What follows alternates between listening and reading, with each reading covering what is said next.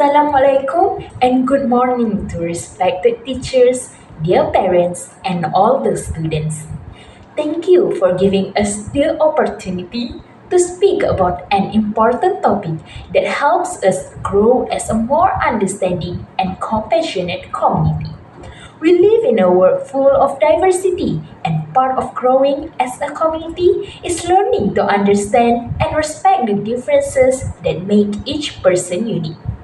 Today, we're going to talk about something that might be new to some of you, but it is important for everyone to understand. It is transgender people, what everyone should know. We will do our best to explain it, so keep focus on us. Let's start this journey of learning together with open minds and hearts. First of all, I'm going to introduce you the presenters that will help the better understanding of today's topics. There are five of us. I am Sumaya, and here we have Isa, Kairina, Ambike, and Aileen. Hi, let's get started. So, what do we know about transgender? Let's look at the definition according to the World Health Organization, WHO. Transgender is a person whose gender identity differs from the sex they were assigned at birth. Still doesn't get it? It's okay. Let me explain, but first, remember not to confuse between gender and sex. What is gender? Gender refers to the roles, behavior, activities, attributes, and opportunities that any society considers appropriate for boys and girls, and men and women. Means that what society believes should to present someone's sex. For example, a girl always has been associated with cutesy stuff, dress, adorable, and even color pink, while boys always have been related with playful, tough, and football. Though what society seems fit for boys and girls may be different across culture. Meanwhile, sex is assigned at birth, referring to biological status as either male or female. It depends, either you have a male organs and hormones or female organ and hormone. Saying that a girl can play a football, her sex biologically would still be female. And a boy can sing his favorite song, and his sex biologically would still be male. Doing what society believes does not appropriate with our gender doesn't change our sex. So now we can understand the difference. Thus, we can say that transgender person is a person which gender identity, gender expression, or behavior does not follow the typical rules or behavior society consider appropriate with the sex they were assigned at birth. And I must highlight that this is not as easy as a girl doing a boyish stuff considered transgender. No, don't just go and tell your boyfriends that he is transgender just because he wears a pink shirt. It is more to that, but at least we get to understand the meaning. Aww. Hi, baby. Are you a boy or a girl? Funny you should ask, Sid. One of the first things they check when a new baby is born is what kind of body parts they have. They do that to determine a baby's sex. Most of the time, it's easy to determine, and sometimes it's more complicated. This one has a penis. It's a boy. This one has a vulva. It's a girl.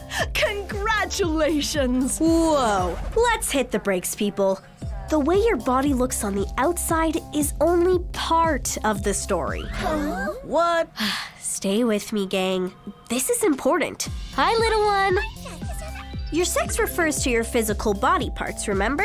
But there is also something called gender, which is how you feel inside your body and who you know yourself to be.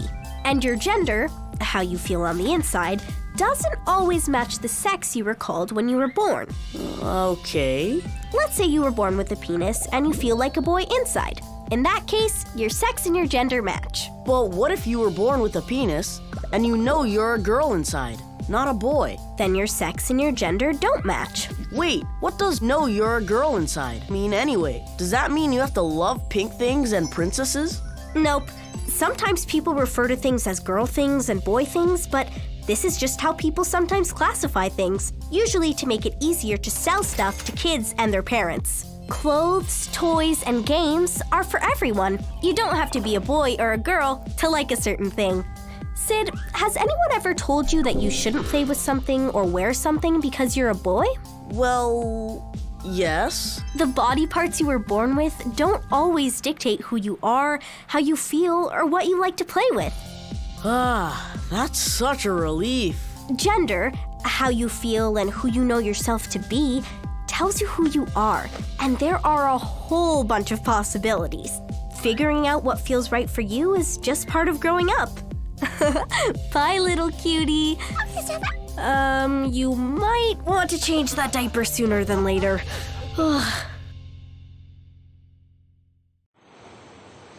Hi, my name is Muhammad Aimi. So I will explain about the significance of being transgender. Usually, trans people wish to alter their body through hormones, surgery, and others mean to make their body as congruent as possible with their gender identities. Other than that, some individuals who transition from one gender to another prefer to be referred as a man or woman rather than as transgender. Why?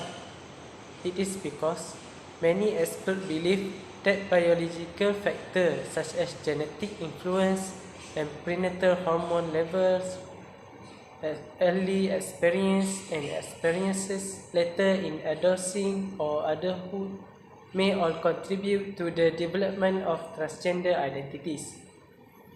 People who are transgender or gender diverse include those who have a gender identity that differ from the sex assigned to them at birth. Next, those whose gender expression doesn't follow society norms for the sex assigned to them at birth. Third, those people who identity and express their gender outside of the gender binary. For example, there are transgender men, transgender women, non-binary, and also cross-dressing. So, what is non-binary person? Non-binary person is a person whose gender identity is a combination of or goes beyond the gender binary of female and male. So, cross-dressing is addressing as the other gender. Cross-dressing is not necessarily as a sign of a person's gender identity or sexual orientation. So, hey everyone, my name is Nur Karina binti Kari Azizul. And how are you guys? I hope you all are feeling well. So today I will start present about the factor of the transgender, and for the next topic I will talk about the legal action too. So let us talk about a big feeling some people have. It is called gender dysphoria. Gender dysphoria is a psychological condition in which an individual experiences significant distress or discomfort due to a discrepancy between their gender identity and the gender they were assigned at birth. Now, I know that sounds like a complicated word, so let us break it down. Imagine if someone feels different inside from the way others see them on the outside. Like they might feel like a boy or girl inside, but others do not see them that way. Sometimes this difference can make people feel upset or uncomfortable. Why I say gender dysphoria is a factor in transgenderism is that people who experience gender dysphoria have a powerful desire to pursue the identity they want. So some individuals are willing to seek methods to change their identity, such as hormone therapy or surgery. So, alright guys, let us talk more about gender dysphoria and the effect of facing it, which is not all transgender people experience gender dysphoria. So it means while gender dysphoria is common among transgender individuals, not all transgender people experience it. Some may feel a clear and comfortable alignment with their gender identity without experience intense distress. So I think we all know how we all have things about ourselves that feel really true to who we are. For some people, how they feel about their gender on the inside might not match how they look on the outside. Sometimes this mismatch can make them feel uncomfortable or stressed, which is what we call gender dysphoria. So we move to the next point, which is gender dysphoria can affect our emotional symptoms and physical discomfort. So I will give you guys such an example. For example, it can be anxiety and discomfort with secondary set characteristic. Imagine if you were always wearing a costume and that didn't feel like you and it made you feel a bit uncomfortable, right? So some people might feel a little bit like that about parts of their body, especially as they grow up and develop certain features like a deeper voice and different body shape. These features are called secondary sex characteristics. For some people, this can lead to feeling like sadness or frustration.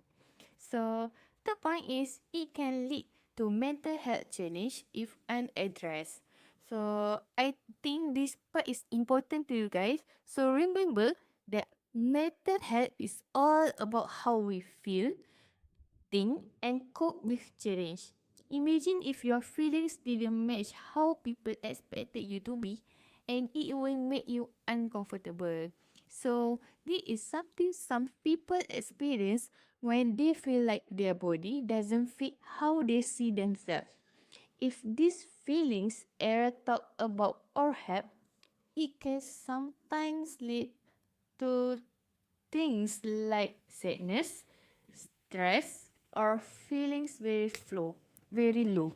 And this is what we call mental health challenge. So the last part is experience a marked difference between inner gender identity and assigned gender.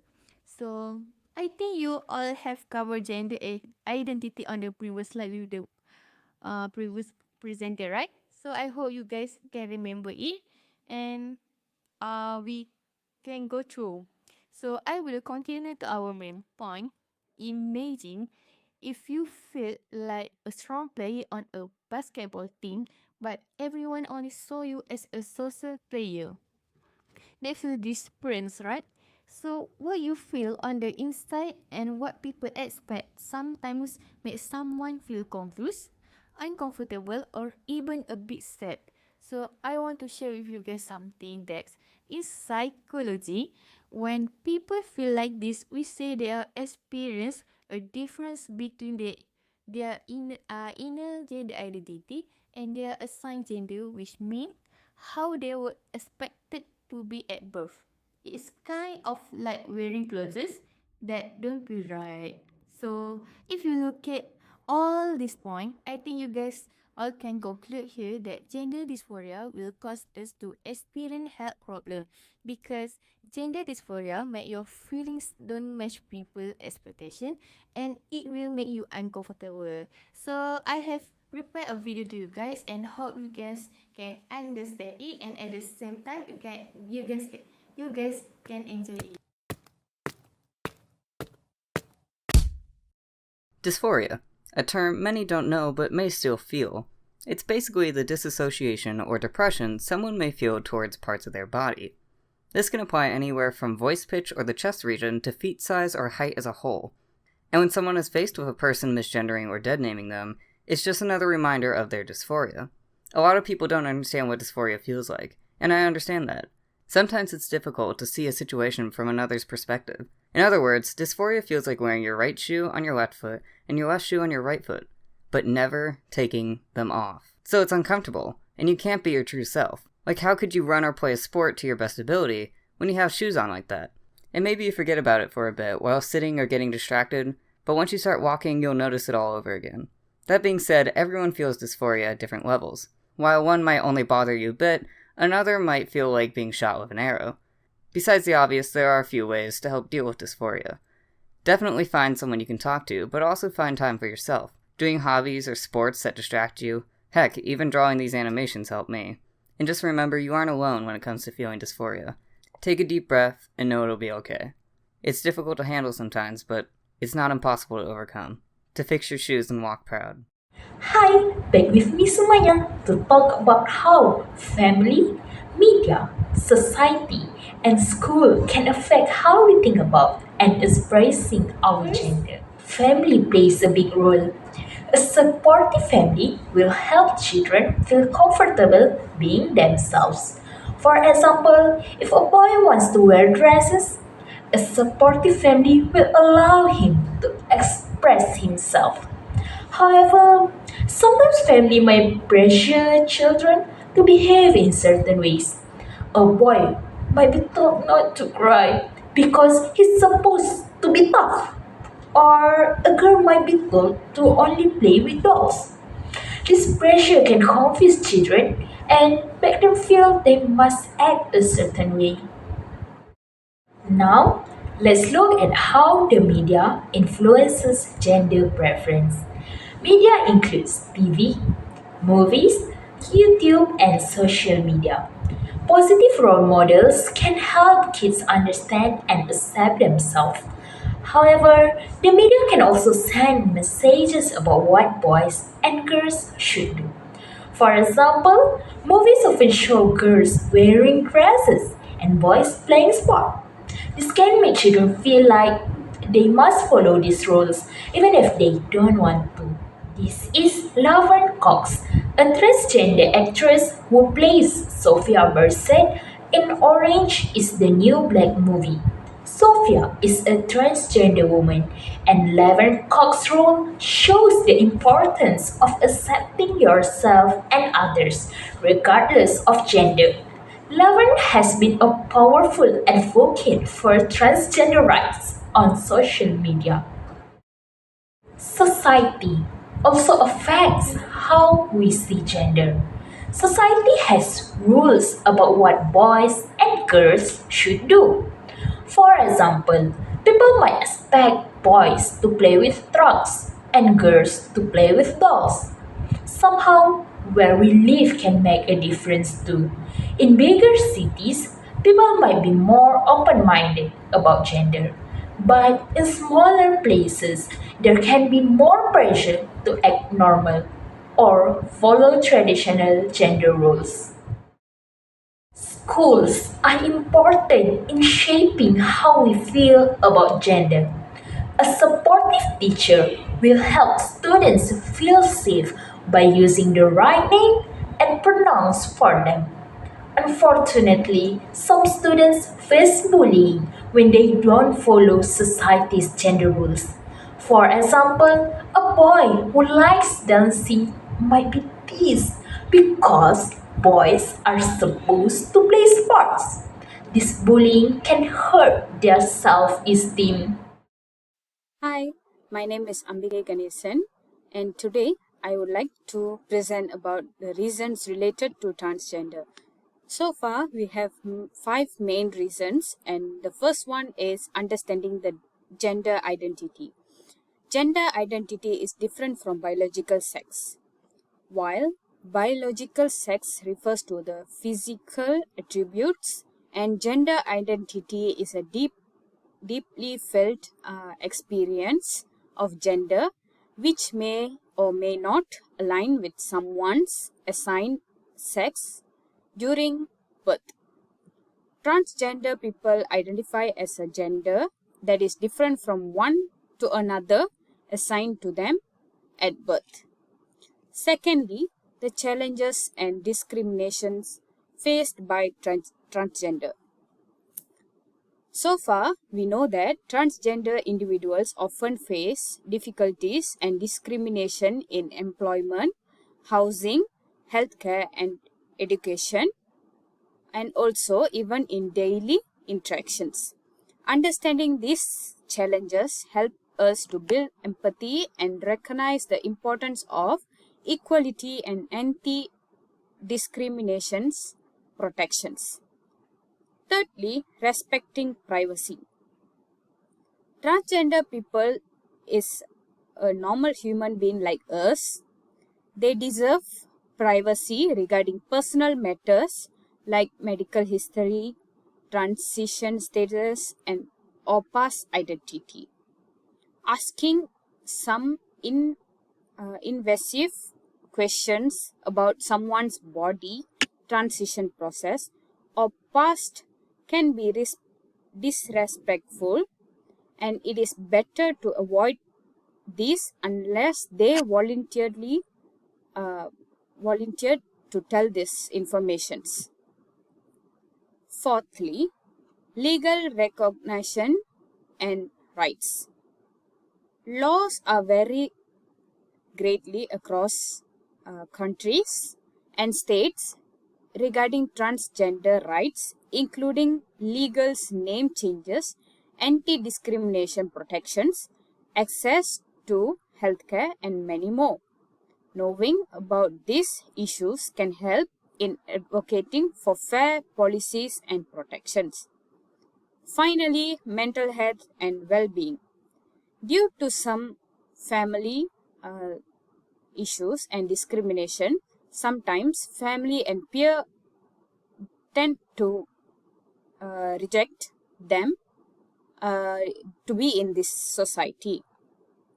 So, as my advice, we should treat them as normal as a human being so that they will be not feel at something different, and they will try to adapt to this situation normally.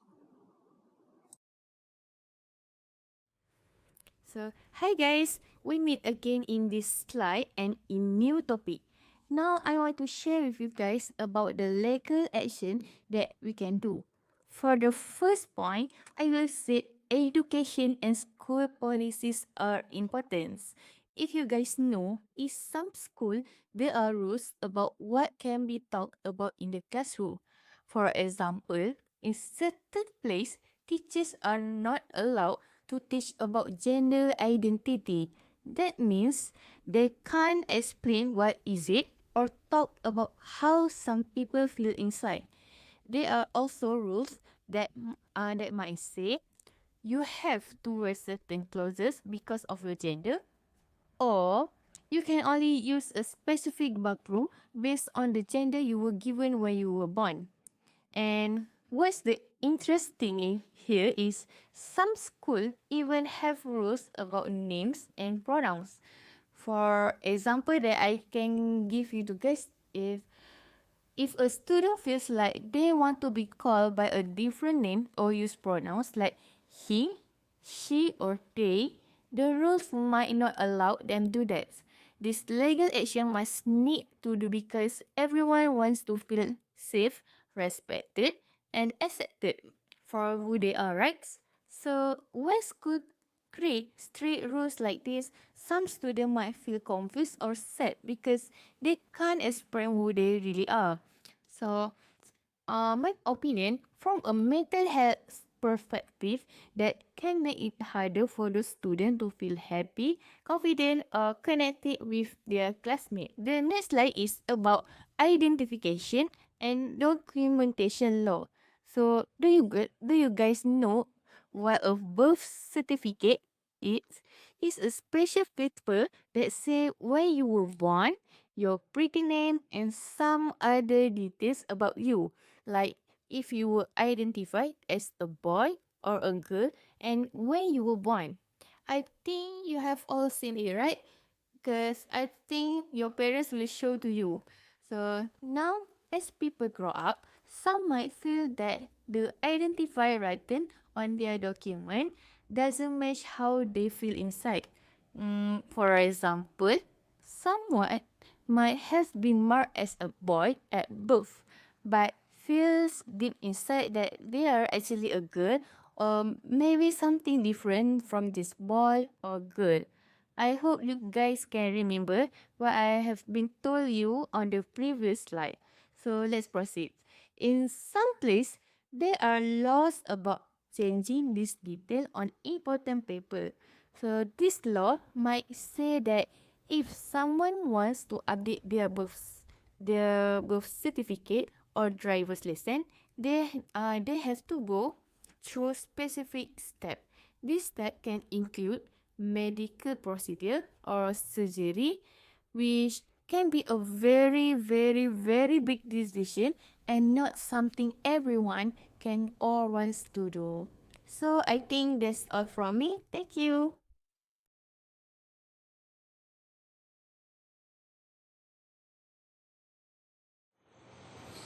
There are also many risks for being transgender. For example, first, we have discrimination. What is discrimination? Discrimination is the unfair treatment of people and groups based on characteristics such as race, age, or sexual orientation. There are also anti-discrimination laws in most United States cities, and states do not protect transgender people from discrimination based on gender identity or gender expression. Consequently, transgender people in most cities and states face discrimination in nearly every aspect of their life. Transgender people may also have additional identities that may affect the type of discrimination they experience. Groups with such additional identities include transgender people of racial, ethnic, religious minority background, and so on. Experiencing discrimination may cause significant amount of physical stress, often leaving transgender individuals to wonder whether they were discriminated against because of their gender identity or gender expression, gender sociocultural identity, or some combination of. There are also Well, this story all new at 5:30. A lawsuit filed reigniting the debate over gender identity and bathrooms here in North Carolina. A transgender male student is suing Cleveland County Schools, saying he's not allowed to use the boys' bathroom. It's been a heated issue in the state ever since HB2, the so-called bathroom bill. Before it was repealed and replaced, it required people to use bathrooms that match the gender on their birth certificate. NBC Charlotte's Alex Shabbat learning new information about this lawsuit. He joins us now from Cleveland County with more. Well, the lawsuit claims it's discrimination to not allow the transgender male student to use the boys' bathroom, and it says that's a violation of North Carolina's Constitution. The lawsuit refers to the student only as John Doe. It says the senior, who is a transgender male at Kings Mountain High School, was not allowed to use the boys' bathroom. According to the lawsuit, that violates the North Carolina Constitution, citing discrimination that he was prevented from using the same bathroom as other boys. The lawsuit also claims the policy violates the state's Persons with Disability Protection Act. It says the student suffers from several conditions, including stage 4 kidney disease, and he is in need of a kidney transplant.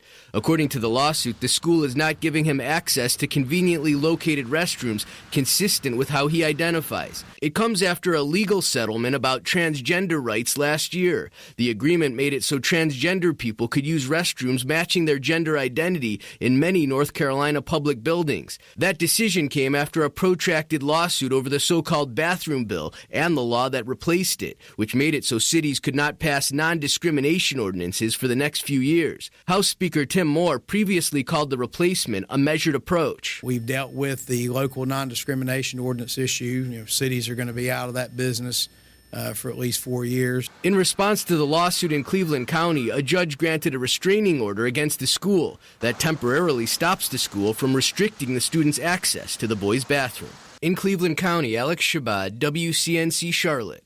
The next risk is health. Some trans people seek gender-affirming procedure, including surgical intervention and hormonal treatment.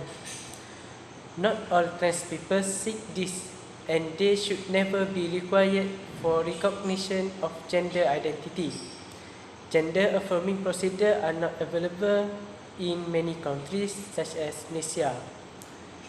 Where they are offered, they are often expensive and not covered through public or private insurance. As a result of violence, stigma, discrimination, and lack of access to health care, trans people suffer from worse psychological and physical health outcomes than the general population. Prejudice and lack of training among healthcare professionals contribute to this problem.